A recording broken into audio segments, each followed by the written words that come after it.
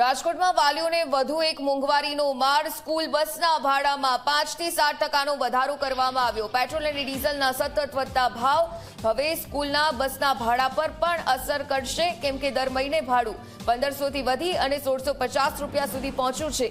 નવા શૈક્ષણિક સત્રના પ્રારંભે જ વાલીઓને આર્થિક ભારણ વધ્યું છે। આ બધા શાળાને લાગુ પડે કે જે હવા દેખાય કે ફી વધારો આવ્યો, પણ આપણે મંથ વાઇઝ ડિસ્ટ્રીબ્યુટ કરીએ તો એટલો વધારો એકચ્યુઅલી હોતો નથી। અને એની સામે જો ભારતનું જીડીપી વધ્યું હોય, ઇન્ફ્લેશન રેટ વધ્યો હોય, તો પછી શાળાએ સારા શૈક્ષણિક અભિગમો એમાં એડ કરવા માટે થોડો વધારો કરવો પડે।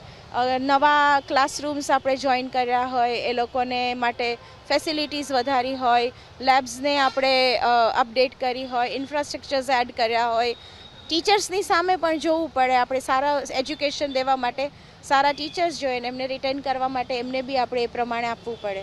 સો આઈડિયલી પેરેન્ટ્સમાં જે હવા હોય એવું નથી હોતું।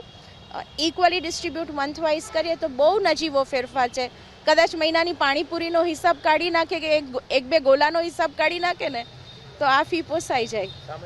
મંથ વાઇઝ એ લોકોના 1200ની આસપાસ હોય, પણ એમાં બહુ નજીવો ફેરફાર 7% કે 5% જેટલો જ હોય છે। એટલો બધો હજી નથી કર્યો, કારણ કે શાળા બહુ ધ્યાન રાખે કે ઓલ ઓવર પેરેન્ટ્સ કેટલું અફોર્ડ કરી શકે। પણ એની સામે તમે જ્યારે સ્કૂલ બસમાં બાળકોને મોકલો છો તો તમારી બસીસ ઇન્શ્યોર્ડ હોય, આપણે જે બસનો ટેક્સ ભરવાનો થતો હોય, ડ્રાઈવર્સ હોય એના પ્રોપર ડોક્યુમેન્ટેશન સાથે પ્રોપર ડ્રાઈવર્સ આપણે રાખ્યા હોય, ટાઈમ ટુ ટાઈમ મેન્ટેનન્સ થતું હોય કે ક્યારેય પણ આવું મિશેપ કોઈ પણ ટ્રાન્સપોર્ટમાં ન થાય। આ ધ્યાને રાખતા આ ફેરફાર બહુ નજીવો ગણાય। વડોદરાથી વિદ્યાર્થીઓ ભરીને રાજકોટ આવું છું અને અત્યારે ભાડામાં 5%નો વધારો આપેલ છે, જે ડીઝલના ભાવ ચડ્યા એ માટે। આગળ પછી સંસ્થા વિચારશે, નવા સત્રમાં શું નક્કી કરે એ ઉપર ખ્યાલ આવે। ડીઝલના ભાવ કારણ કે વધ્યા છે, 8 થી 10 રૂપિયા જેટલો ડીઝલનો ભાવ વધારો આવ્યો છે, એટલે હવે પછી વિચારશે શું કરવું।